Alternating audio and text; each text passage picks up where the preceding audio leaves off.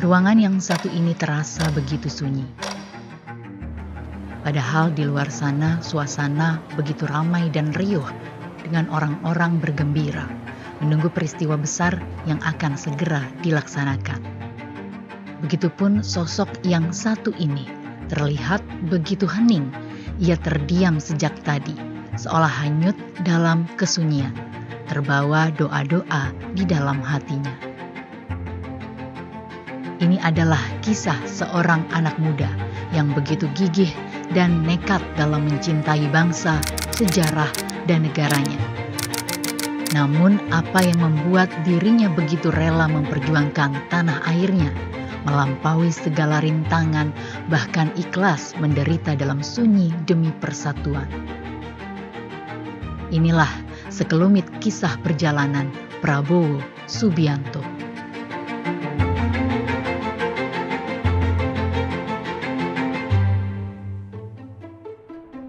Kisah ini berbeda dengan cerita perjalanan banyak tokoh perjuangan yang biasanya berlatar belakang dari keluarga sederhana atau bahkan keluarga miskin. Ini bukan cerita anak petani sederhana yang hidup dalam kekurangan bahkan kesulitan. Prabowo kecil lahir dari keluarga yang mapan, bahkan berkecukupan dan tidak kekurangan. Semua ini berkat sepak terjang Sang Eyang yang bukan orang sembarangan dalam sejarah bangsa ini. Ia adalah Margono Djoyohadikusumo. Margono Djoyohadikusumo berperan aktif dalam mempersiapkan kemerdekaan Indonesia. Cerita-cerita perjuangannya ini turun menjadi kisah kepahlawanan yang sering didengarkan oleh Prabowo kecil.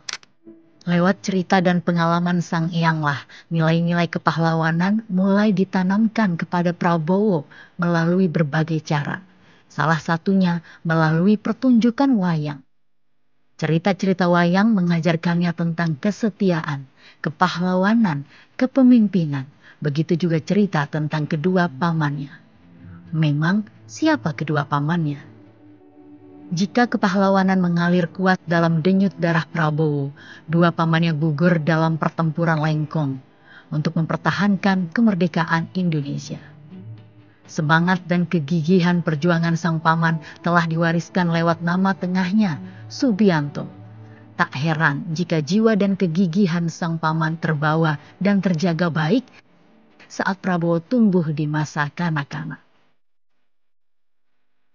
Sebagai seorang anak, Prabowo harus meninggalkan Indonesia mengikuti ayahnya. Ayah Prabowo juga seorang tokoh yang disegani dan dihormati. Ia adalah seorang begawan ekonomi Indonesia, yakni Sumitro Djoyohadikusumo. Sebagai seorang ekonom yang diandalkan negara pada saat itu, ayah Prabowo harus berpindah-pindah dari satu negara ke negara lainnya. Tentu ini menjadi tantangan bagi Prabowo di usia anak-anak, karena benih-benih nasionalisme baru tersemai dan belum tumbuh. Namun di luar negeri, Prabowo menikmati masa kanak-kanak yang penuh warna. Sejak dulu, Prabowo mudah memperhatikan hal-hal detail dan menyukai permainan yang membutuhkan keahlian strategi. Dibesarkan dalam keluarga intelektual menjadikan Prabowo tumbuh menjadi lebih kritis dan pesat berkembang. Namun ia tetap menjaga kesantunan ala orang Timur, seperti yang diajarkan orang tuanya. Ketika kecil, kami sering bermain koboi dan Indian. Ia juga serius saat bermain tentara, mengoreksi cara baris, cara pegang senjata, dan memberi contoh di depan. Ia sangat tertarik dengan dunia militer. Pernah suatu saat kami berkelahi, saya tonjok, namun dia diam saja. Rupanya ia dididik untuk tidak memukul perempuan. Walaupun demikian, hidup di luar negeri sebagai anak Indonesia tidaklah mudah. Prabowo tak jarang diterpa berbagai cemoohan hanya karena ia warga minoritas. Apakah ini lantas membuatnya menjadi lemah? Ternyata Prabowo malah menjadi semakin tangguh. Rasa nasionalismenya semakin tumbuh. Ia berhasil menyesuaikan diri dan bergaul dengan luas. Ia juga mampu mengikuti pelajaran di sekolah-sekolah internasional karena otaknya yang cemerlang. Ketika sekolah di Swiss, Prabowo menunjukkan jiwa leadership dengan mengambil prakarsa dalam penyusunan anggaran student senat padahal masih junior. Ibu Dora telah membesarkan anak-anaknya dengan sangat disiplin.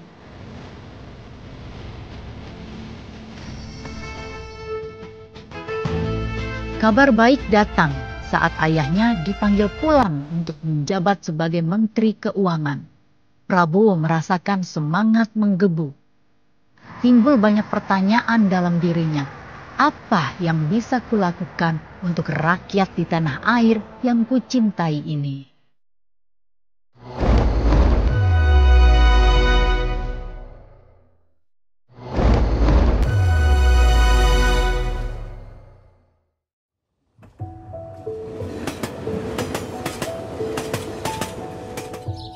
Setelah kembali ke tanah air, Prabowo muda gemar berjalan-jalan menjelajahi Pulau Jawa.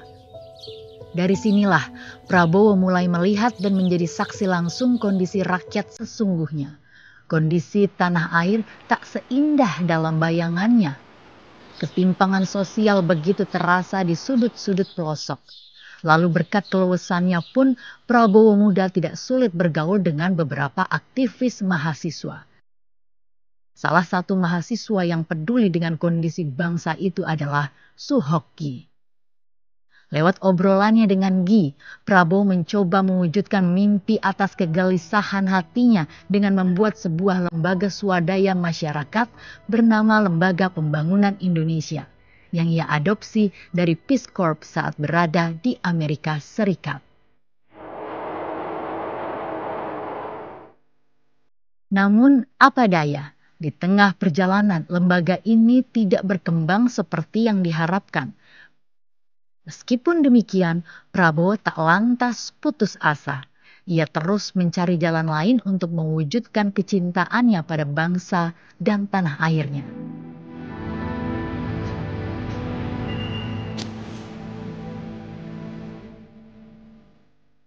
Memasuki masa remaja, Prabowo dihadapkan dengan pilihan yang sulit. Ia diterima di 2 universitas internasional, namun hatinya tetap melekat pada negerinya. Karena itu, Prabowo memutuskan untuk masuk Akademi Militer Nasional di Magelang. Selain menguatkan rasa nasionalismenya, ia pun ingin melanjutkan mimpi perjuangan sang paman.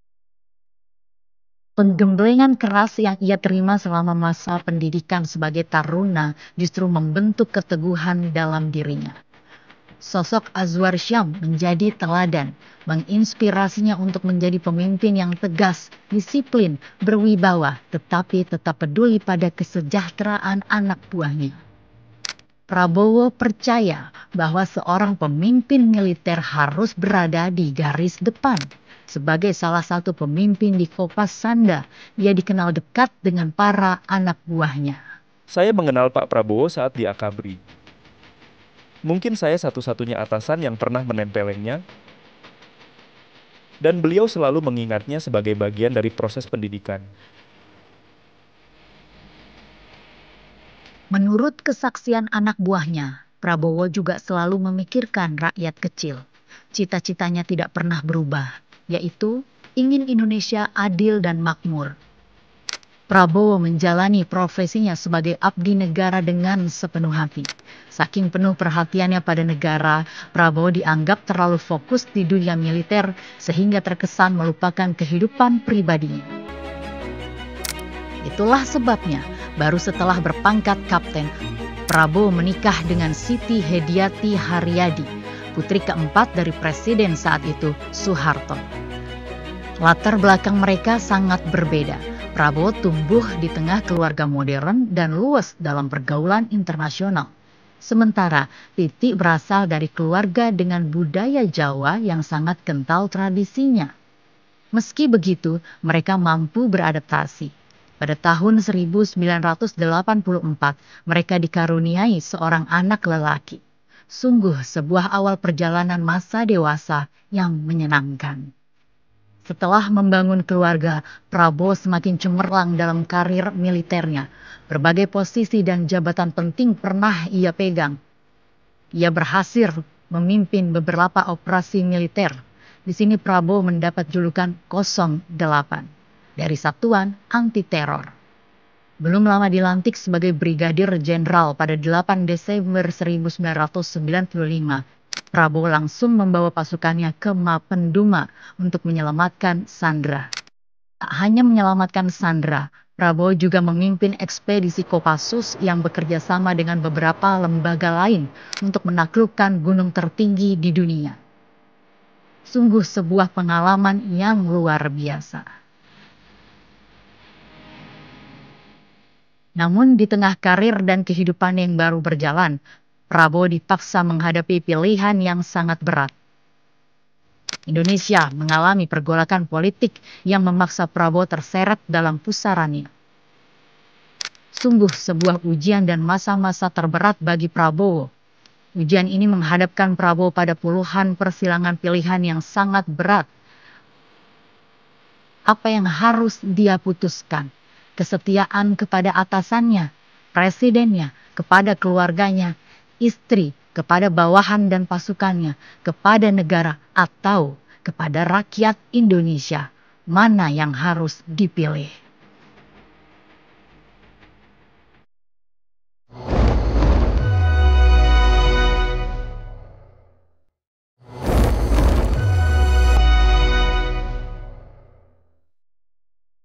Tahun 1998, karir militer Prabowo terhenti. Dengan hati yang berat, Prabowo harus merelakan apa yang sudah ia bangun selama ini, termasuk karirnya yang harus disudahi. Tak diam dalam keterpurukan, Prabowo memutuskan untuk pergi ke Yordania. Itu adalah negara tempat tinggal sahabatnya Pangeran Abdullah yang mengundang dan menyambut Prabowo layaknya seorang jenderal yang pulang dari medan laga. Jauh di negeri orang, hatinya gamang dan terus menerawang memikirkan Indonesia. Prabowo teringat pada pesan ayahnya agar tetap bersama adiknya Hashim untuk saling menjaga dan saling menguatkan. Usai dari kehidupan militer, Prabowo mulai membangun usaha bersama sang adik Hashim Joyo Hadikusumo. Perlahan usahanya pun tumbuh dan berjalan. Namun begitulah Prabowo. Walaupun usaha dan bisnisnya terus membaik dan menanjak, Prabowo tetap memikirkan Indonesia, negaranya, bangsanya, terutama pasukan dan bawahannya dulu. Nampaknya memang rasa cinta dan perhatian Prabowo kepada masyarakat Indonesia tak bisa lepas.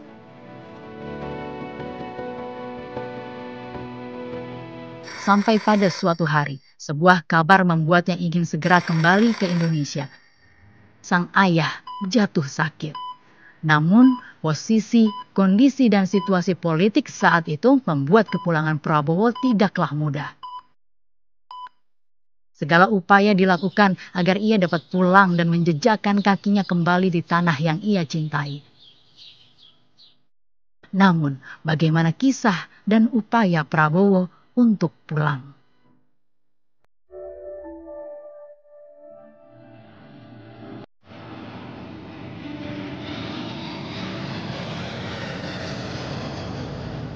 Orang yang membantu kepulangan Pak Prabowo kembali ke Indonesia memang Pak Taufik Kemas yang berkomunikasi dengan Pak Prabowo dan disampaikan waktu Bu Mega menjadi wakil presiden dan saat itu presidennya almarhum Gus Dur. Perjalanan panjang seorang Prabowo yang begitu besar keinginannya membantu rakyat serta memajukan bangsa dan negara, sungguh sebuah mimpi besar yang masih gelap ujungnya dan tidaklah mudah. Prabowo yang hanya ingin kembali ke tanah airnya juga menghadapi begitu banyak kesulitan. Namun, atas kesaksian baik beberapa tokoh bangsa terhadap Prabowo, akhirnya Prabowo berhasil pulang kembali ke tanah air pada awal tahun 2000. Sayangnya tak lama kemudian pada tahun 2001, ayahandanya Pak Sumitro Joyo Hadikusumo meninggal dunia di usia 81 tahun. Sungguh itu menjadi tahun-tahun yang berat bagi seorang Prabowo. Ujian demi ujian datang menghadang silih berganti, namun Prabowo tetap tegar dan pantang menyerah pada mimpi dan cita-citanya, yakni berbakti pada negeri dan turun membantu meringankan beban rakyat. Setelah merasakan sendiri turbulensi, gejolak, bahkan friksi politik, Prabowo menyadari satu hal penting, cara dan langkah yang pasti untuk secara nyata membantu negara dan bangsa adalah dengan terjun ke politik praktis. Ia pun memutuskan untuk mendirikan sebuah partai, yaitu Partai Gerakan Indonesia Raya atau Gerindra pada tahun 2008.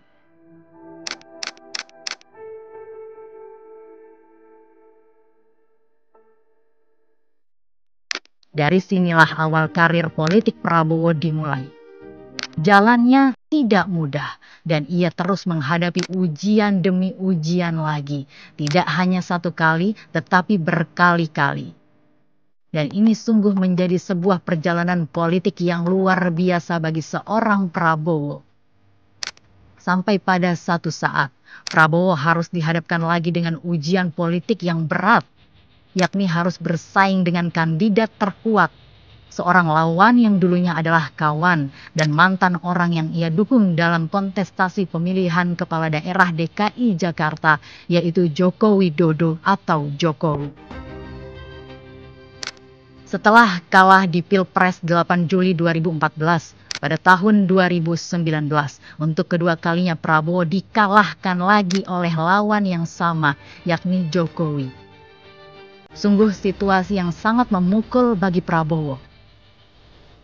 Apakah kegagalan ini akhirnya sanggup menghentikan langkah Prabowo?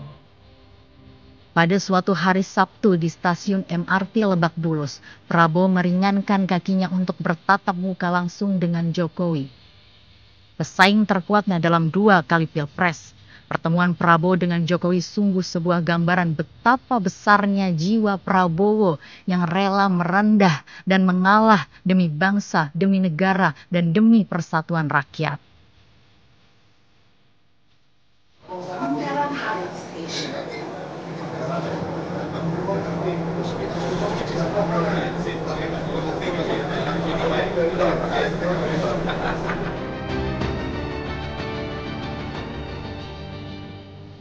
Lantas Prabowo menyadari bahwa membantu dan memajukan rakyat Indonesia tidak harus selalu dengan cara menjadi pemimpin tertinggi. Baginya keutuhan bangsa lebih penting di atas kepentingan golongan.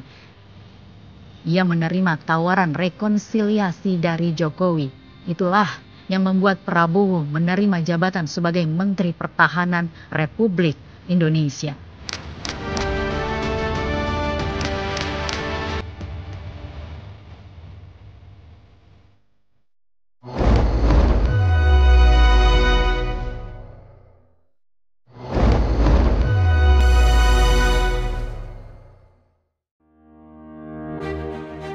Rasa cinta tanah air, bangsa, dan negara memang sulit untuk bisa dibayangkan dan digambarkan dalam perjalanan panjang hidup, karir, perjuangan, dan kontestasi politik seorang Prabowo Subianto. Seorang anak dari keluarga yang mapan, tersohor, dan punya tempat dalam sejarah negeri ini tentu tak perlu pusing apalagi harus berjibaku dengan begitu banyak ujian. Binaan keluarga sejak dini, lingkungan pendidikan, dan tempaan dunia militer telah membentuk Prabowo menjadi pribadi tangguh yang tidak mudah menyerah. Ujian demi ujian tidak membuat Prabowo menyerah. Kegagalan demi kegagalan tidak menjadikan semangat Prabowo kandas. Prabowo tetap teguh, berani, dan gigih untuk terus mewujudkan keinginannya.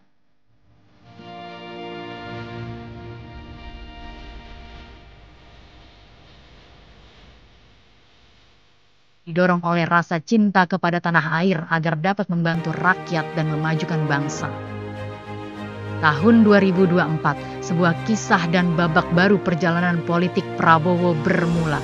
Bersama putra sulung Jokowi, Gibran Rakabuming Raka, Prabowo mengusung sebuah gagasan yang begitu sederhana namun begitu mulia, yakni ingin memberikan makan siang bergizi cuma-cuma kepada anak-anak Indonesia. Gagasan ini akhirnya didukung mayoritas rakyat Indonesia. Ini juga yang membawa Prabowo dan Gibran terpilih menjadi pasangan presiden dan wakil presiden Republik Indonesia tahun 2024-2029.